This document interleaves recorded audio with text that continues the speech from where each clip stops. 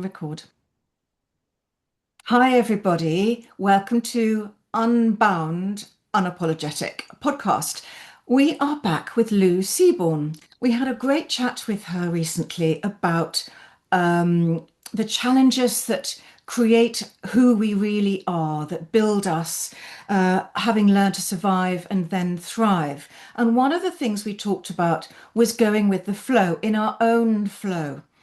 And that made me think about when we are in flow, all well and good, but sometimes circumstances can create a feeling that we've gone from the flow into a bloody riptide and we are out of control. External circumstances can make that feeling really quite scary. So, how do we bring it back and how do we come home to our real self?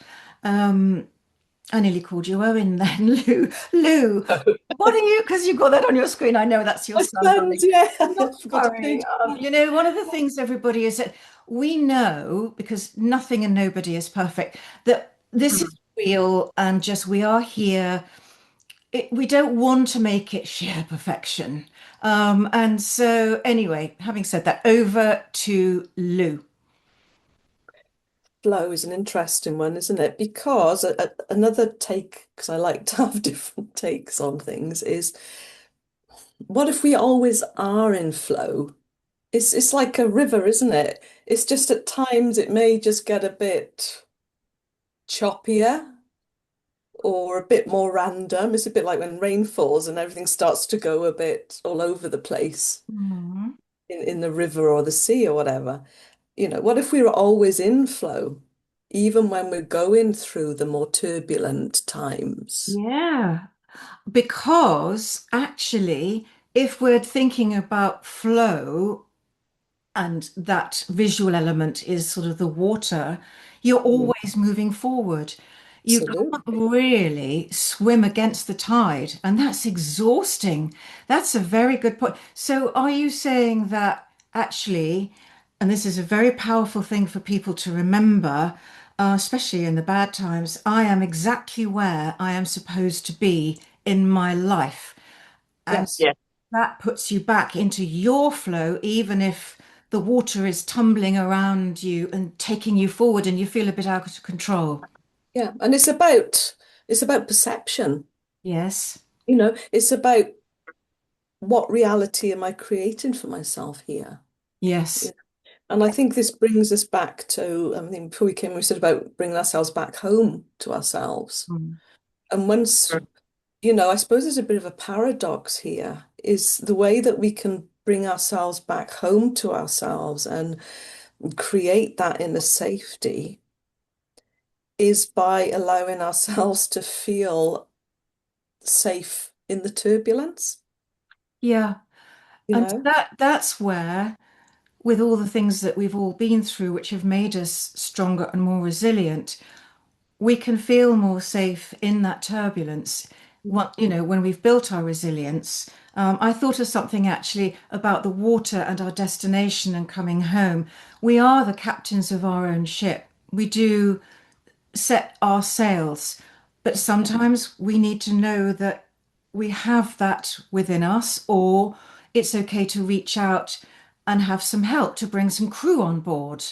Um, and Kim, you said something about flow earlier. Can you remember? Yeah, if I can just say this, so when you talk about resilience and being grounded and balance and all of these words that get thrown around, somewhere in there we have to realize polarity. Like you can't have calm without chaos, you can't have black without white. Like so you have to have that polarity and the ability to say, okay, like it would be nice if everything flowed, but it's not even possible, right? So you have to have both sides, duality, polarity, whatever you want to call it, but you have to have both sides of a magnet. And so, right, we need to acknowledge that when we go through the certain things or whatever, it's like, okay, well, I needed to see this dark so that I can Yeah, know there's light. Yeah, yeah. and that Love moves that. us. Love You know, that. we need it's like contraction, expansion. You Yeah, can't move forward Yeah, yeah, Mm. without both. You know, you yeah, need that tension for forward movement. Forward, yeah. yes. Speaking of forward movement, might I tell a little story that might resonate with people who've got um, grown-up children abroad. 2 nights ago, my youngest, she's in Australia and she's taking some time off, and so she's on the coast, sort of near Brisbane, and camping. And she was on a campsite, and her tent happened to be next to some absolute louts. And very late at night, they frightened her deeply, because they were throwing things at her tent and shouting at her. They'd singled her out, and she was really frightened. So my eldest daughter had her, we were all on Facebook together, and she called the security guard who came on, and we sat with her on WhatsApp video so that she could settle down, and eventually until she went to sleep. Mhm. And it was really tough for all of us, because B, I mean, she's Krav Maga trained, but a long time ago. That's the combat self-defense. But when you've got a number of boys, and she's 31, well, they were young men, I suppose. If they're making a real fuss, and we did say they're being loud louts, the dangerous, you're safe. The real dangerous ones are the quiet ones who don't Yeah. want to be seen or heard. Um, Mm. I mean, she'd locked herself in the ladies' loo and they couldn't get in there, and she was in tears. But, but the next day, so she moved her tent towards some family ones. And the next day she said, I'm going to stay here. I'm getting back on the horse. I've got some nice people around me, and I'm going to do exactly what I had planned to do today. And Good she for had her. the most wonderful day.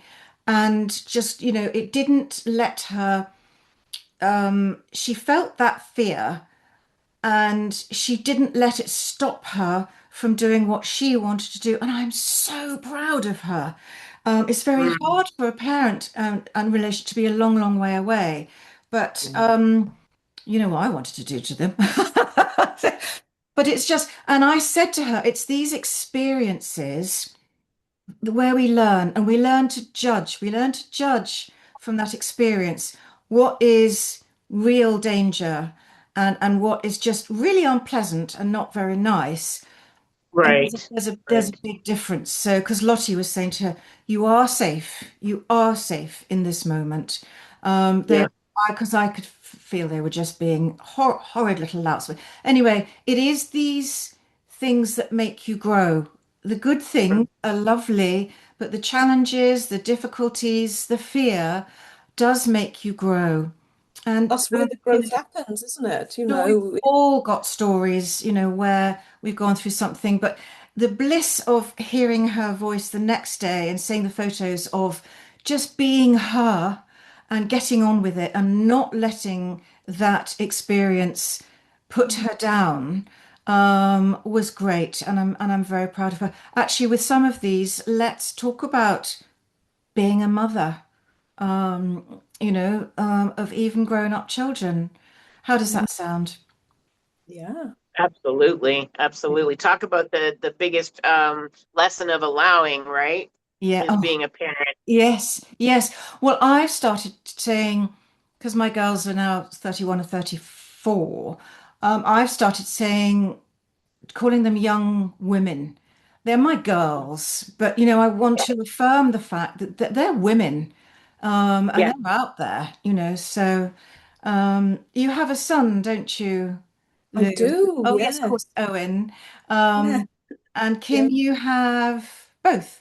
One of each. Yeah, one of each. Yeah, wonderful. Right, well, we're going to bring that into the conversation another time. But for now, do you think that's a good place to end if we want to keep these short and sharp and impactful? yeah, sure. Yeah, Yeah. I think honestly to end on the art of allowing, right? Like the art of Yes. allowing is like I always say, like what you and I have discussed, right? Just like let shit happen, Yeah. and Yes. and I learn love that. from it.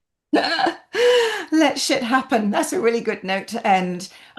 It's really lovely to be here again with both of you, and I hope you've enjoyed that and taken at least one thing from it. And we'll be back again very soon. Take care, everybody. Yeah, bye everybody. Bye bye.